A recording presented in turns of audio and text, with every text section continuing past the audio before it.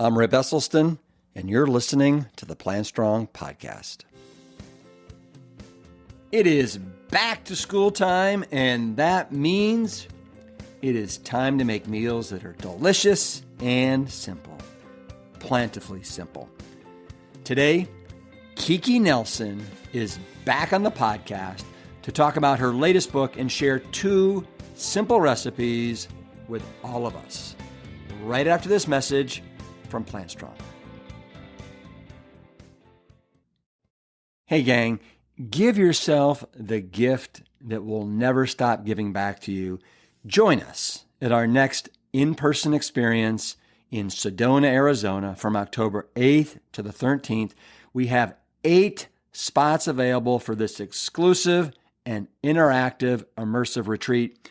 Spend a week among the red rocks of Arizona, and we will do all the cooking.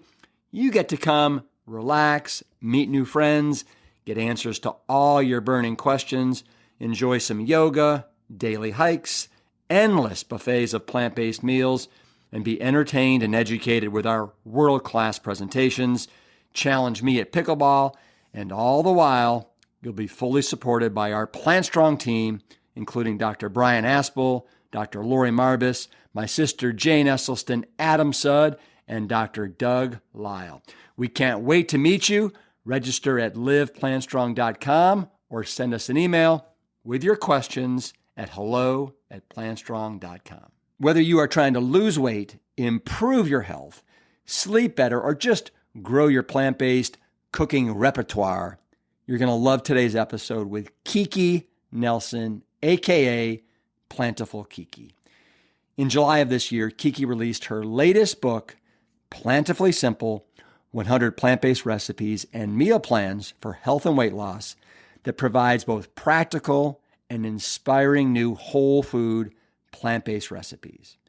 We were also fortunate that Kiki was one of our rockstar chefs at this year's Plant Stock event, and I want to share that interview with you today. And if your taste buds are anything like mine, you'll want to hear the mouth-watering recipes that she shares for her chickpea omelet and breakfast tacos. Who in the world doesn't love those? I love how simple and plentiful Kiki makes things, and I know that you will too. So let's welcome back to the Plant Strong podcast, Kiki Nelson. Plantiful Kiki, welcome back to Plant Stock 2024. We had you last year, and back by popular demand, here you are. For those of you that want to know a little bit more about Kiki, you can listen to episode 200 of the Plant Strong podcast. But I feel so lucky and honored that you've agreed to join us this year at Plant Stock, because, you know, really Plant Stock, it's about celebrating all things whole food, plant-based, all the rock stars that are really helping to move the needle in significant ways. And you're right up there at the top, Kiki. And so appreciative to you and what you're doing to get people over to the good side. Well, thank you for having me. I feel so honored. I remember when I was starting my journey reading all of the Engine 2 books and how stoked I was because you came to a Whole Foods near me years ago, and my husband and I went to listen to you talk. So this is just wild to me. Well, you know, it's funny you say that, because I don't know if you remember or not, but back then when I was touring Whole Food Market stores and doing the book signings, like people would come up to me and they'd tell me their success stories, right? Yeah. And I actually went back through my vault of videos, and we found the one of you talking to me, and it was so raw and perfect and wonderful. And we'll have to pull it up, and maybe as a bonus we can play it at the end of this recording. That would be a lot of fun. Oh my gosh, yeah, that was a long time ago. I think I'd lost like 40 pounds by then or something like that when I met you. So, yeah. You were just starting to get into it. But What's super exciting to me is you have a new book that you have just launched. Yes. Tell us about Plantifully Simple and why everybody should run out and either go to the bookstore or order it off Amazon or wherever, your book is sold. Yeah. So I think out of all the books that I've written, Plantifully Simple is my magnum opus. I'm giving readers more tools in the weight loss department. So the front of the book really just gives readers a new plate if they're struggling with like the last 5 to 10 pounds. So I've structured a new plate building method for that. And then I'm just giving readers another tool box to be able to kind of really look at their intake and see why it isn't working for them. And then, of course, the recipes are super simple, full of flavor. I had so much fun building this book. I made the crab cakes into crab cake burgers for 4th of July, and those are made out of chickpeas. And I love everything in this book. Do you have a copy there that you can show us? I do. We'd love to see it. And if I'm not mistaken, on the back somewhere, I may have endorsed it as well. Yes, you did. I am so proud of that. That's me right there. That's you. Yeah. You endorsed it for me. So Plantifully Simple, and you've got 100 recipes for health and for weight loss. Yeah. And you've got 2 28-day meal plans, right? Yep, 2 28-day. I wanted to make one that was more varied for the person that loves to be in the kitchen. And then I made one that was very simple and repetitive for the individuals that just need to get it knocked out for the week. And that's me. That's the category I fall into. So, yeah. Well, last year, and I'm realizing there's a pattern here, but last year you made a kale and kelp salad for us for Plant Stock. You also made no, I'm sorry. That's not what you made. My bad completely. You did a chickpea salad sandwich. Yes. Mm-hmm. You did a Persian rice and chickpea bowl, and a ranch dressing. And today, what are you going to be making for us? Today, I'm going to show you how to make chickpea omelets that are full of veggies. And then we're going to take those chickpea omelets and then make breakfast tacos, because the whole premise behind Plantifully Simple is to make meal prep and meal planning extra simple. So I wanted to build recipes in a way that you could take your leftovers from one meal and make it into another. I love the way you're taking that one meal and then you fold it into another. And so in this case, what I did is the other night I made these chickpea omelets with all kinds of vegetables on top. It was absolutely drop dead delicious. And then just like you suggest, I then the next day turn them into breakfast tacos. It's so wonderfully smart. Before you get into making these 2 recipes, just for people that didn't join us for Plant Stock last year, didn't tune in to episode 200 of the podcast, will you kind of give us a Reader's Digest version of kind of your journey on weight loss and health? Absolutely. So I have struggled with my weight since about 15 years old. And I was always interested in health, but always seeming to go about it the wrong way. Long story short, I had gone to my normal checkup and my doctor came in and she was like, you're pre-diabetic still. I'd been pre-diabetic for about 10 years. You have high blood pressure, high cholesterol, high triglycerides, you're hypothyroid and you're very overweight. She's like, you need to lose at least 40 pounds like yesterday and take this serious because your health is declining. I had like high elevated creatinine, I think is that what it's called, for my kidneys. Like I had a bunch of stuff going on and I was like 30 when this happened, or 31. I was in my early 30s.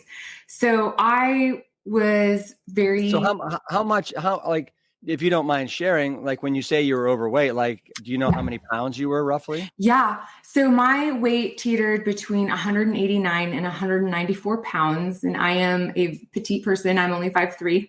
So, being almost 200 pounds was very serious. And I just didn't know how to go about losing weight other than really restricting calories and really overdoing it on exercise. So I went home completely defeated. And I was just like, well, I don't know what to do. And I was venting to a friend that I ran into that I hadn't seen in years, but she had lost like 40 pounds. And she didn't say anything about that, but she's like, just check out somebody named Dr. John McDougall. Like, go to Barnes and Noble and get his book, The Starch Solution. He helps people lose weight eating potatoes. And my first thought was like, there is no way that my pre-diabetic self should be eating carbs. But I really was out of options. I had tried everything. So I ran to the store, grabbed the book, read it that day, read the whole thing. And my life has never been the same. The next day, got everything out of the kitchen, and we were on a high carb, low fat, plant-based diet. And I just the weight just started falling off of me. And I wasn't counting calories. I quit going to the gym because I was burnt out. I just took a walk every day. And the rest is history. Yeah. So I did you ever have the opportunity of meeting Dr. John McDougall? Not in person. I had the pleasure of being able to speak with him over Zoom, which was wonderful. So it was sad when I got the text about his passing, for sure. Yeah. Well, obviously I want to honor John and his work and the impact that he had and the torch that he carried for so long that gave so many of us the strength and the courage to do what we're doing here today. His work has had a major ripple effect, and so thankful for John and Mary and the whole McDougall clan. But so when you read The Starch Solution, did you then think, did it make sense, or were you still a little fearful of the carbs? I was nervous about if it was going to work, but everything he said, and I still recommend The Starch Solution to everyone starting a plant-based diet because he wrote it so perfectly to make it easy to understand why it's right. So I read The Starch Solution and I immediately felt within me, this makes sense.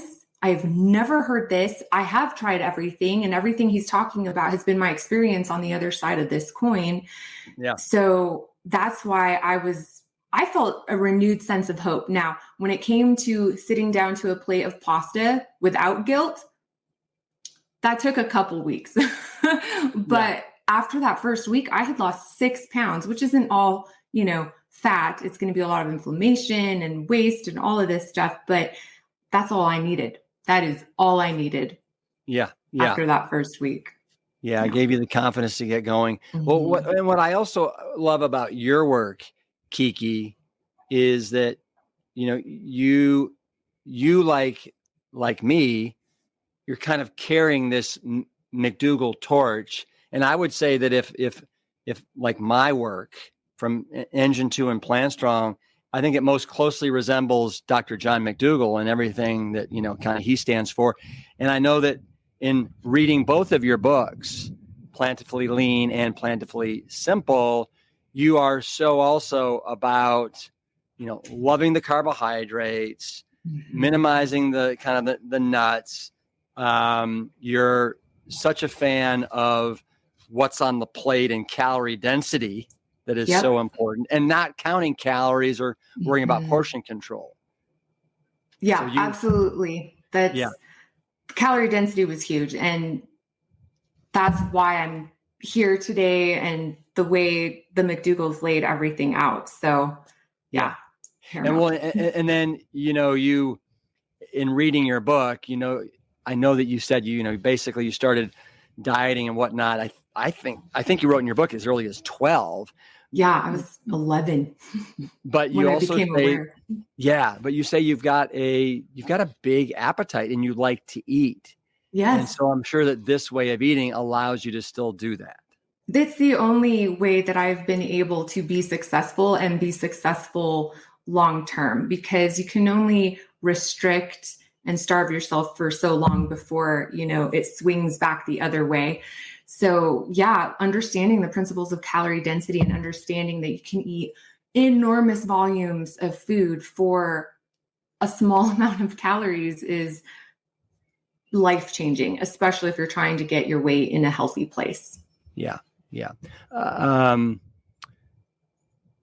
Okay. So what recipe do we want to start with here today? Okay, so we're going to start with the chickpea omelets.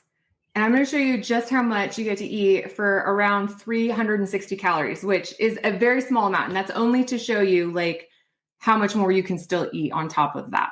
Wow. Because I would need more calories than that to sustain me in a day. So, okay, it's super easy. I'm just going to start with 1 cup of chickpea flour. I've seen it sold as garbanzo bean flour as well. I had no idea where to find chickpea flour. And because I'm at the farm in upstate New York, so I'm not at my normal grocery stores. Okay. No Whole Foods, within an hour and a half. And I went to a ShopRite and I was able to find one there. But I found a Bob's Red Mill chickpea flour. Is there a certain brand that you buy? That's the one that I buy. That's Okay. the only one I've seen. So, and I can get that, at our regular grocery store. Colorado is very well stocked in the chickpea flour department. I don't know why, but yeah, we can get it anywhere. So, well, you love chickpeas, don't you? I do. They're filling and they're great for you. So, yeah, I use them a lot. Okay. So how much chickpea flour do you have there? Okay. So we have 1 cup of chickpea flour. And then this is the fun part for me. So I'm going to add a 1/4 teaspoon of garlic powder, an 1/8 teaspoon of onion powder. And then I have got about 1/2 teaspoon of Himalayan black salt. Have you heard of that? I have used it before? Yeah. So the black salt has that sulfury, eggy smell and flavor. And that has been, when I switched to using that in the egg recipe, my husband and son were like, oh my gosh, this tastes so real. And then a pinch of turmeric. So nice. And you mentioned your husband just now. Your husband has been along for the ride as well. And he's not just a bystander. I mean, he's an active participant and he's also lost weight, right? Yeah, he lost 50 pounds in that first year of us being plant-based. And he was the one that was, I'm going to give you 4 months. Then I'm going to go back to eating, but I want to support you. So like, I'll do this for 4 months. I'll eat how you want to eat. And I took it and he felt so good after those 4 months. He'd lost like 35 pounds, I think, at the end of those 4 months, and his aches and pains had gone away. He just was never interested in going back. And this guy loved his steak, loved it. But he's been completely fine. Well, there's a pretty amazing before and after photo. And if Carrie, who's the producer, can find it on Instagram, maybe she can pull it up. I think it was just maybe 3 or 4 days ago, you posted the before and after of you and your husband. Yeah, it's pinned to the top. Yeah, it's pinned to the top. But it is pretty darn powerful to see that before and after. Oh, we just don't even recognize these people. We were lethargic nap takers, like chronic nap takers. So, and now it's like, let's go play tennis, except I live, in the middle of nowhere. So you haven't partaken in pickleball yet? I haven't. I played pickleball for the first time on a cruise ship in Alaska last year, but I was so seasick. I couldn't see straight. Oh, what cruise line did you go on? Can you remember? I think it was Princess. I think it was a Princess cruise. We did one too last year. We did a Norwegian one down through Alaska. It was amazing. So amazing. I would do it again, even with all the puking. I would do it again. Well, and were you able to make it work as far as eating? Oh yeah. Yeah, I think people get caught up looking for vegan meals or plant-based meals when really you should be looking at plant-based ingredients. And so, you can get bread over here and hummus and salsa over here and lettuce over here and make a veggie hummus sandwich. And yeah, it was totally easy. Yeah, we couldn't believe how accommodating all the different restaurants were to all of our needs. And, they have a pasta bar and they had a pizza bar, and we just, asked for what we wanted. It was so much fun. Yeah, I had a great time. Yeah. All right. Okay, so this batter is so easy. That's it for the ingredients. And then you're just going to add 1 cup of water. So it's a 1-to-1 ratio. So if you want to make less, just do it 1-to-1. So if you want to make a half a cup of chickpea flour, then just add half a cup of water. And then I can really smell that sulfury, eggy. I love it. And then that's it. You have this batter, and I'm going to save you the making it in the pan. I already have some made up, but I just use a half cup measuring cup, which gives me, this is a cup. Anyway, use a half cup measuring cup and it gives you the perfect amount, and it gives you 3 equal sized omelets. And then I just put those in the pan one at a time. And I do have to lightly spray my pan because it likes to stick. I still haven't checked out the scan pan like you told me last year. Oh, I've changed. I've got a new one for you. I've got a new one for you. Okay. Because I am up. Like I need to buy a new one. There's 2 of them actually. One of them is more expensive. It's called the Caraway. Pan. Okay. And you like it? It worked great for the first 2 or 3 months, but you got to be careful to not use it too many times on above medium. Otherwise, I think it doesn't work as well. Now the pan that I'm telling you, I am blown away. It's called Tefal, Tfel, Tefal. Okay. And they're not that expensive. Supposedly they're very, very safe, and they work like a charm for pancakes. I made your omelet 2 nights ago on it, like a charm. I mean, you don't need any spray. It's incredible. Yeah. Okay. I'm definitely going to check that out. Definitely. Okay. So those omelets come out into these beautiful omelets, just like this. And they're big. And you can eat 3 of those for 1 serving loaded with vegetables. And in Plantifully Simple and Plantifully Lean, I do always give my calorie counts for everything, because I don't know about you, but I have found that my audience still likes to be aware of calories, because it is scary for people that have been maintaining their weight for years or trying to lose weight to not know where they're at. So when they can see that, oh my gosh, I get to eat all of this food for under 400 calories, then you start feeling a little bit more comfortable with the idea of eating high volume, low calorie dense foods. I think we need to repeat that: high volume, low calorie dense foods. And I want you to repeat this. Are you saying that you could eat 3 of those omelets with veggies on top, and it would be how many calories? Under 400 calories. That is remarkable. Did you see how many vegetables I stacked on mine the other night? Yeah. Okay. And that's exactly, and that's what I like encourage. And I put a note in there that, to me, non-starchy veggies are free calories. They are just free calories. They are so low.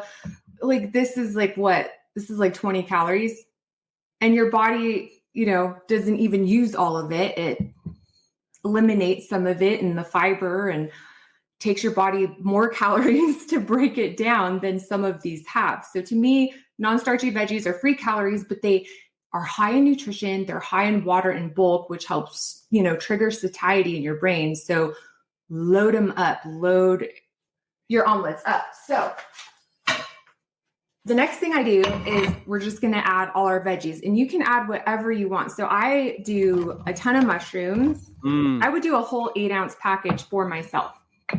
And then I would. Do you have a favorite? Do you have a favorite type of mushroom you like to use? Whatever's on sale. Okay.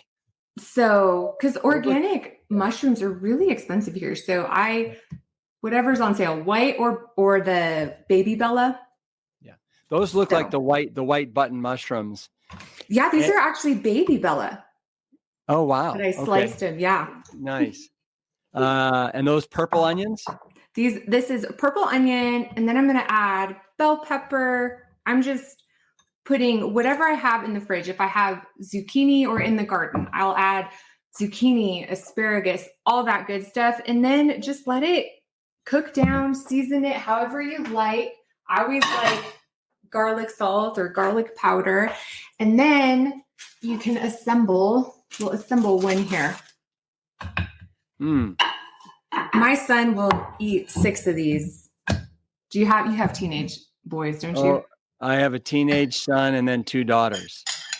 Yeah, so you've experienced how much teenage boys can eat. Oh yeah. So there you have those are the vegetables that have been cooked down. These are the vegetables that have been cooked down. Okay. And so I just put them in here, and then I always like to add greens because the more you get, the better. And why not? So I'm going to add that, and then I, fold it over, and just imagine having 3 of these on your plate. Like that's wow. Yeah, my husband can't eat that much. No, that looks really, really good. Can you hold that up really close to the camera so we can see that? Let's make that. There we go. Yeah. And then I like to put hot sauce on top. If you make the pimento cheese sauce that's in the book, that's great on top. I'll put a little avocado or some salsa, and you are good to go. You are not going to be hungry for a long time. And now, have you ever tried folding in the vegetables while the chickpea omelet batter is cooking? No, you're thinking outside the box. Have you? I'm going to. I'm gonna try it and see what happens. I haven't. I wonder if you would get like a good scramble or something, or a frittata. Yeah, that's a good idea. If you have your veggies in the pan and then pour your batter over the veggies, you might end up with a frittata. Yeah. And that's easier. I like that a lot. Hey, so before you go into the breakfast tacos, I want to ask you this because it's to me, it's such an important part of your journey. And I think it's a message that so many of us need to hear this day. And that is, your road to self-love over self-hate, and how you were able to kind of embrace and love yourself as opposed to looking at yourself and being, not liking what you saw. Yeah. So what's interesting about that journey is that had started about a year or 2 prior to coming to a plant-based journey. So I had already begun the process of accepting where I was, that I could accept myself and love myself while I worked on the things that I wanted to change. And I started becoming aware of my inner monologue and how I was talking about myself. If I would see myself in a mirror and say, oh my God, I look so disgusting. Well, I stopped doing that. I would catch that and say, you know what? I look beautiful. I look good today, even if I didn't believe it. And it's a process, but it changes your entire inner ecosystem of how you think and believe about yourself. And when you're not in an antagonistic relationship with yourself, you're not going to be self-sabotaging. Because if you're trying to make change when you believe you're not worth the effort and you don't deserve to live in the change you're trying to make, then you just self-sabotage yourself all the time. So I think it's the most important thing that you really work on if you're trying to make a big life change and get healthy, that you really focus on the fact that you're an amazing being.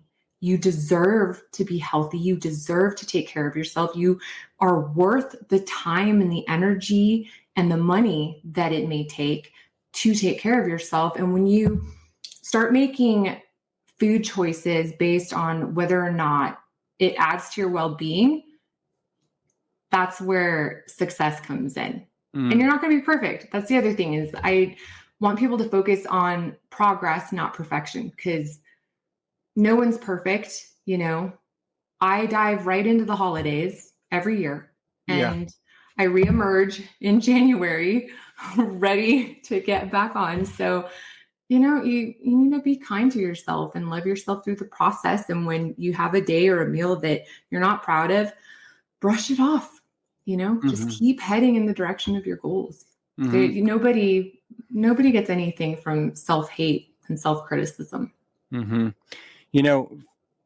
one of the times I spoke to you on the podcast, you said something and I wrote it down and I was able to find it, and I'm going to read it because I loved it so much. And you said, self-love will always move you further than self-hate, because what we love, we take care of. Yep. That is my mantra. Yeah. I think that's so important for everybody to hear. And it, do you know Plant-Based Addict at all? Adam Sudd? I don't. Okay. Well, he went to rehab, and in rehab, he was addicted to Adderall and some other drugs.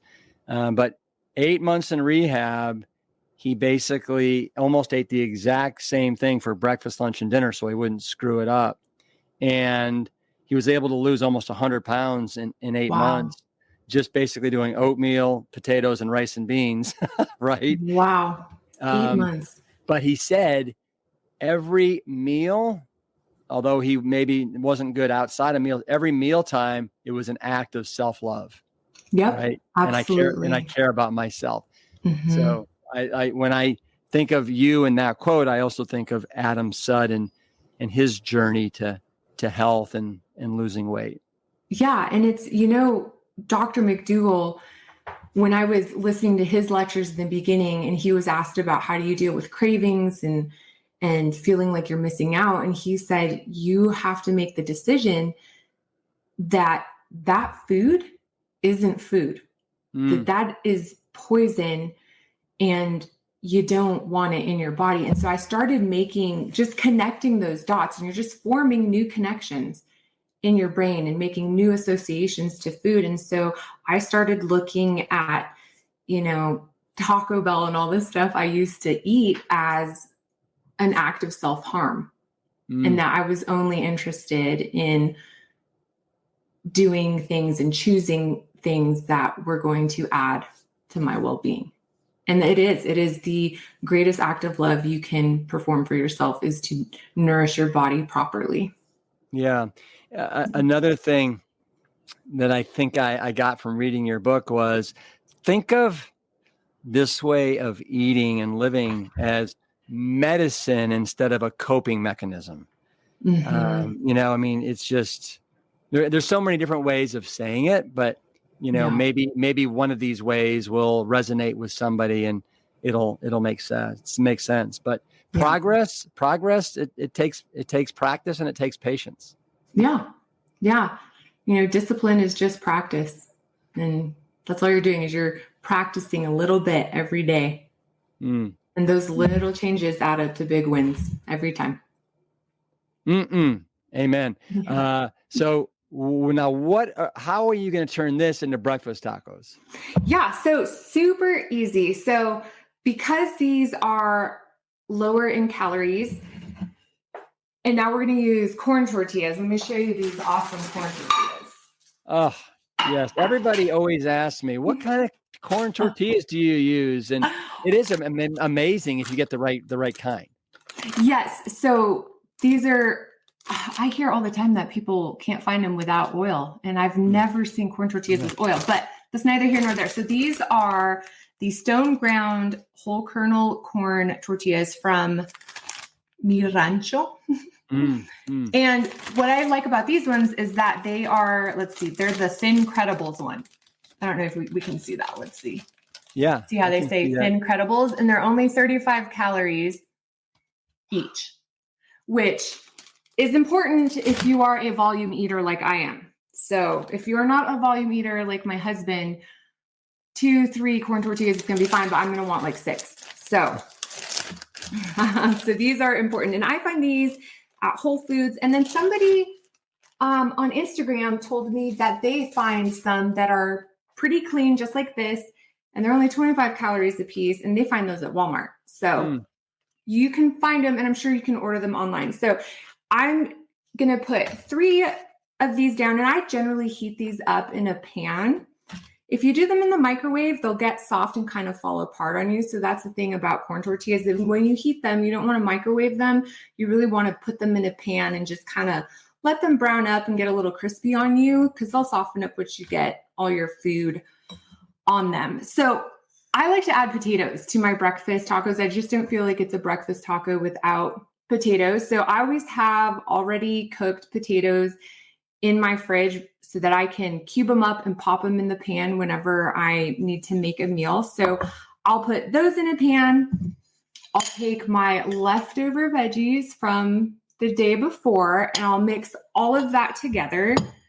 So now here's my magically cooked potatoes. And I will just... And what kind of potatoes are those? Are those Yukon Gold or? Yukon Gold are my favorite. Yeah, I exclusively use Yukon Gold because I think they're creamy and buttery. I don't know. And they'd be... Yeah. And how did you make those? So you just put them in the oven. You can just roast them in the oven, roast them in your air fryer. You can put them in the pan if you want. I find like mine stick in my pan, so I have to roast mine.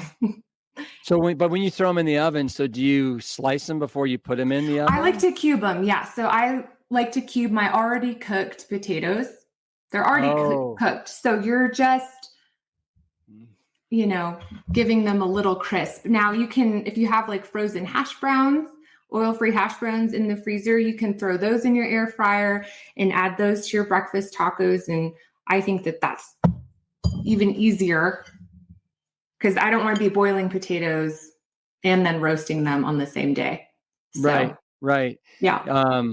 Okay. Yeah. So that to me makes a lot of sense, that you're taking potatoes that are already cooked and then you're cubing them up and then throwing them in there for just a little bit of time. That's great. Yeah. Yeah. Just to reheat them, give them a little crisp, then you can add all of your vegetables. So here's the thing. If you're going to make the omelets, make a quadruple batch. You just make a ton of omelets and then you can keep them in the fridge. I like to put parchment paper in between them so that they don't stick together. I haven't tried freezing them. I know people are going to ask. I haven't tried that, so I don't know. But anytime I make omelets, I just make a huge batch because then the kids can have their omelets or make the tacos. So then for the taco, I almost dropped my omelet. So then for the tacos, I just take, my omelet here and I will cut it up. You can chop it up. You can crumble it up if you want it to look more scrambled eggy, whatever you like. And then I just load that into these tacos. Yeah. You know what I think I would do is I'd probably do a double wrap, like two. Can you ever do 2 corn tortillas to make it a little bit thicker? Oh, I don't know. I haven't tried that. I'm Mexican, so we don't play. We don't change. We don't. This is what we do. You're from the Yucatan Peninsula, right? I am. Yeah. Yeah. My mom is actually French Canadian from upstate New York. She grew up in Watertown. I don't know if you know where that is. Sure do. Yeah. So she grew up in Watertown and we spent a lot of time up there. And so she's a tall, white, ginger lady, if you can believe that. So, and then my dad is Mayan Indian from the Yucatan. Wow. So, yeah. What a combo. It is a combo. It's funny how genetics work. Because my husband's Norwegian. When my daughter was born, she had red hair and then it turned white blonde. She was a towhead blonde. And so I looked like the nanny for years. And then it darkened. So then I'm just going to take salsa. You can make pico. You can use the old paste picante. That's what I use sometimes. Mm-hmm. But I did pico. Yeah, it's funny you say paste picante. The other day we were somewhere and again, it was a little rural town somewhere and all they had was the paste picante. And it was so good. It is good, but it is so salty. That's, when you don't have it. Yeah. Ooh, it's like you have to use little amounts because I don't have it often. When I do, it's good. And then I'm going to add a little bit of avocado. I will skimp on nuts and seeds all day. I will skimp on dressings just to have as much avocado as possible because I love avocado. You like the green So there you gold. have, I Yeah. do. So you have like this beautiful full Well, taco. and what I love about those tacos that you have there is they look like they're substantial as far as how big they are. They're not little Yeah. corn tortillas. No, they're a good, I think these are bigger than, Oh no, yeah. there's probably about like 6 inches, a 6-inch tortilla, probably says on Yeah. there. But because they're only 35 calories a piece. So Yeah. I can eat 6 of these. that's and that's be good. good to go. That's serious volume there. I love It that. is. I just never, I was always embarrassed by it. I always said like I eat like a linebacker. And it wasn't until I watched I think it's How to Lose Weight Without Losing Your Mind by Dr. Doug Lisle, where Yeah. he explains like your stomach and your stretch receptors, and that some people are satisfied on 3 pounds of food, some people are satisfied on 6 pounds of food, and that's going to be consistent every day. So change the calorie density of what you're eating, and you can still eat your 6 pounds of food and lose weight. Yeah, no, very, very well Life-changing. said. Very well said. Yeah. Yeah. Yeah. The stretch and the density receptors and exactly. So what is when people ask you, Kiki, do you snack during the day? Do you snack in between your big voluminous, low calorie, nutrient rich meals? Yeah, I Uh-huh. do. And so what do you And snack on? I snack on fruit, and I've always snacked on fruit. I'm not really like a snack on carrots type of girl. Uh-huh. So I snack on peaches, on melons, on grapes, apples, and if I find like I'm constantly snacking, it's because I didn't have enough Mm. at the previous meal. And that can happen a lot, especially when you're eating low calorie density like this. Like this is a lot of food volume wise, but it's not a lot calorie wise. So like for me, if I had the 3 omelets and that was it, I would be hungry in a couple hours, believe it or not, because I do need a little bit more calories than that. But Yeah. that's how yeah. If you're going to snack, I say snack on fruit. Don't snack on crackers. And that I figured that out at my first major plateau. That I was like, okay, I'm going to stop snacking on toast and crackers, even though they're oil free. Yeah. And that was boom, another 10 pounds. So you just mentioned something that I think is really important. I'd love for you to expound on that. Yeah. You mentioned you hit your first plateau. Can you let us know, like, where was that plateau on your weight loss journey? And then what was the kind of rejiggering that you needed to do in order to basically crush past that plateau? Yeah. So my first plateau, and you're going to hit plateaus on everyone hits them, and you're going to hit it at least a few. So my first plateau was probably right around 35 pounds. I just couldn't get another pound to budge. But I had gone from a standard American diet to a low fat, high carbohydrate diet, but I wasn't using any plate building method. I was just eating platefuls of pasta, burritos, potatoes, and I was eating more non-starchy vegetables, but not in the amounts that I eat today. So I was also snacking on crackers and a lot of toast. I was eating a lot of pancakes and syrup for breakfast. And there's nothing wrong with pancakes, but syrup adds up a lot. And, when you're a volume eater and you know that about yourself, then you need to be more strategic. So the first thing I did was say, okay, I'm going to start. I don't like to focus on what I take out. I like to focus on what I'm putting in. So I started focusing on adding in fruit for snacks. So that naturally just like weeded out the crackers, and I stopped buying the crackers and all the toast. And my kids also started snacking on fruit. And that was like another 10, 15 pounds that came off. And then I hit another plateau. And that one I struggled with the most because I hadn't really understood the concept of calorie density yet. And so I went back to Dr. McDougall's starch solution, and on one small page, he mentions the 50-50 plate, I think. And so then I went and looked at what other books he has. And I found some other books where he explained more about plate building and how to do that. I found Dr. Doug Lyle's Doug, Jeff Novick. Jeff Novick. Yes, Jeff Novick's video on calorie density. And that was because I had read the books and understood, okay, this is what I do. But when I saw it explained further by Jeff Novick with all the examples and all the research and why it works, something clicked. Yeah. And then the 50-50 plate took me all the way down to the weight I am today. Yeah.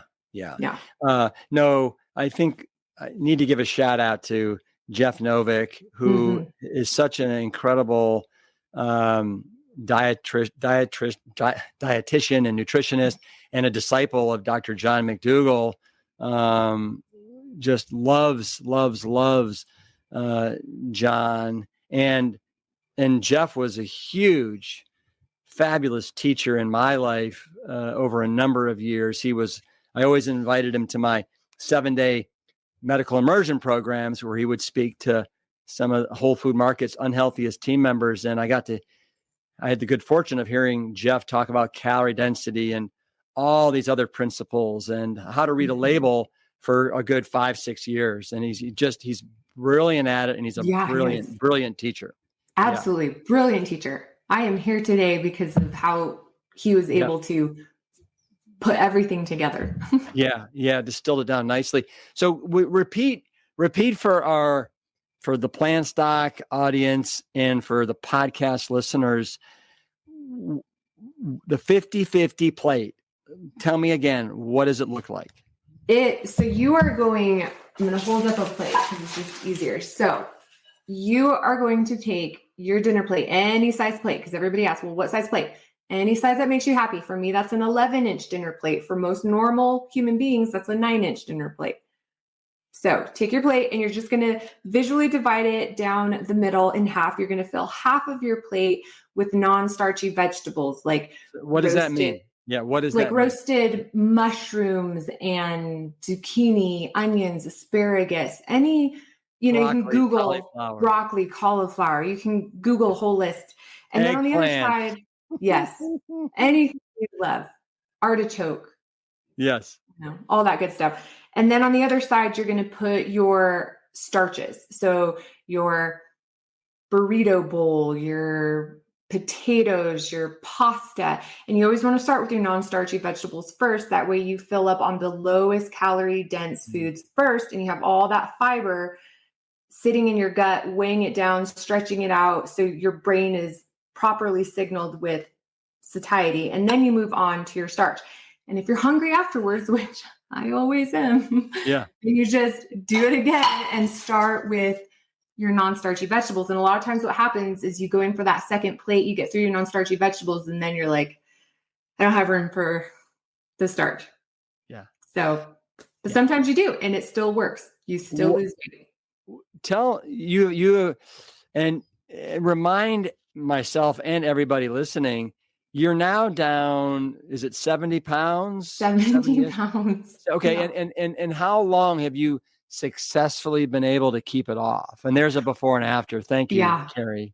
Yeah. Isn't that wild? Yeah. So I have been maintaining that for, I want to say 6 years now.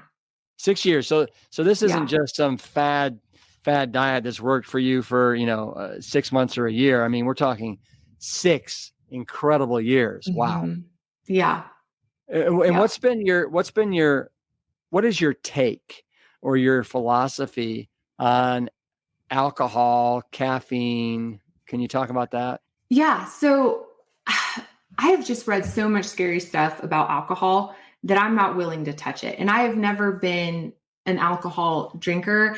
I don't know if you're familiar with Dr. Christy Funk, but she's excellent. Her website, you could find so much information about how alcohol really negatively affects your body and really increases your chances of breast cancer and lots of other cancers. There's also a ton of research saying that when you drink alcohol, it stops your liver's ability to burn fat off your body for up to 48 hours. So why would you do that if you're trying to lose weight, just from a purely mechanical standpoint? So I just never touch it.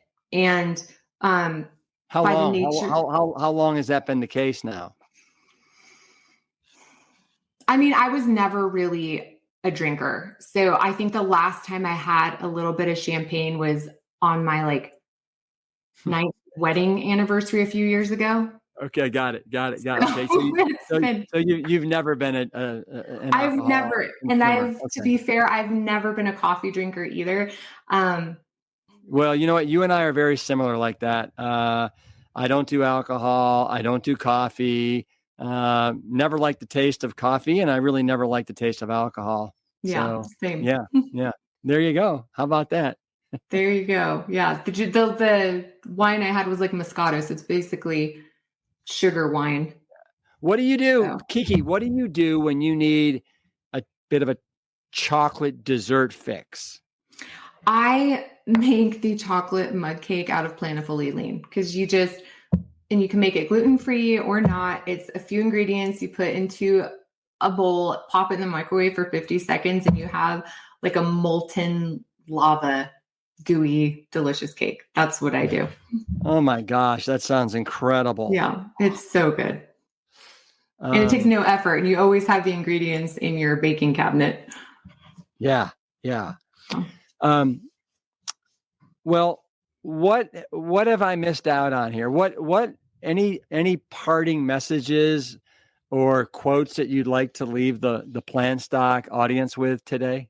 Yeah, what I wish more people understood is how much power they have, and that everything that you need, everything that you're looking for the world to give you or for other people to give you, everything you need ultimately already lives within you. All of the acceptance, the confidence, the discipline, all of that sits inside of you. It's just a matter of learning to connect with it and get it out. And if you can work on that every day, work a little bit on loving yourself, work a little bit on being easier on yourself, and practice you want to eat a little bit better, just practice a little bit every day.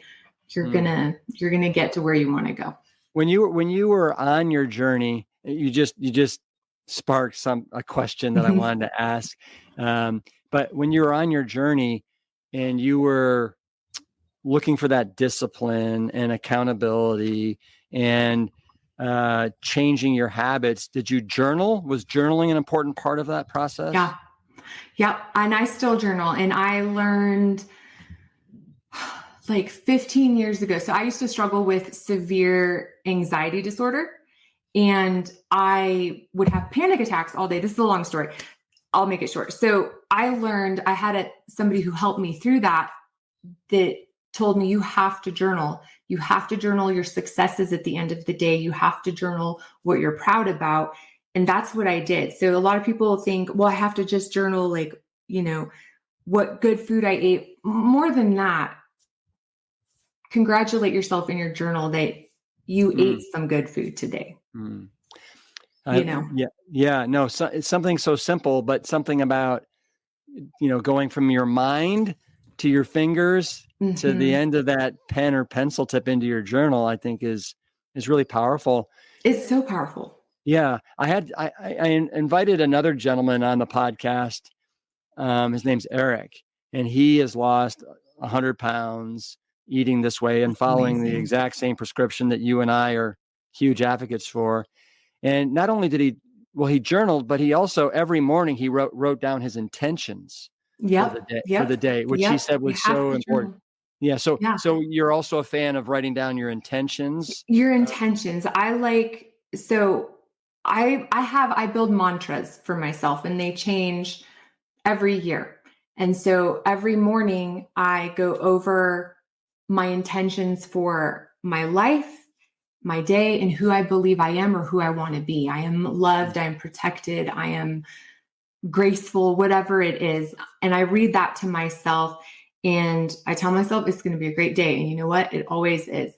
And at the end of the day, I end my day with writing down everything I'm grateful for. And what the guy who helped me move through anxiety taught me all those years ago was really what you're doing is you are journaling to learn to connect with your inner power. When you are choosing to be grateful and set your intentions, you are calling that out and it's already in you. There's no mystical anything. Everything you need already lives in you. So journaling is huge. Yeah. And you said another word there that I don't think we've talked about yet today, and that's gratitude, which we're learning, I think, more and more about what it can do for you. And I think others, when you express gratitude, either to them or to yourself or, while journaling. But I think gratitude is something that none of us took serious enough for a long time. So I'm glad it'll change your life. Gratitude will change your life. Well, always be happy. Yeah. Well, speaking of gratitude, I just want you to know how grateful we are to have you as part of the Plant Stock lineup this year. Again, you're such a fantastic contributor to. Thank you for having me. To the movement and helping people find their health and lose weight and be happy. So, thank you. Thank you. It was so fun. Yeah. Hey, on the way out, you have to give me a virtual Plant Strong fist pump. All right. Where's my camera? Boom. Yeah, it's right there. It's right there. All right, Kiki. Until next time. Bye. Bye. Thank you. Kiki's latest book, Plantifully Simple, is available now wherever books are sold, and I'll be sure to put a link in the show notes on how to get the book and how to learn more about the wonderful Kiki Nelson. Thanks so much for listening to the Plant Strong podcast, and as Kiki says, keep it simple and, of course, always keep it Plant Strong. See you next time. The Plant Strong podcast team includes Carrie Barrett, Lori Kordowich, and Amy Mackey. If you like what you hear, do us a favor and share the show with your friends and loved ones. You can always leave a 5-star rating and review on Apple Podcasts or Spotify. And while you're there, make sure to hit that follow button so that you never miss an episode. As always, this and every episode is dedicated to my parents, Dr. Caldwell B. Esselstyn Jr. and Anne Cryle Esselstyn. Thanks so much for listening.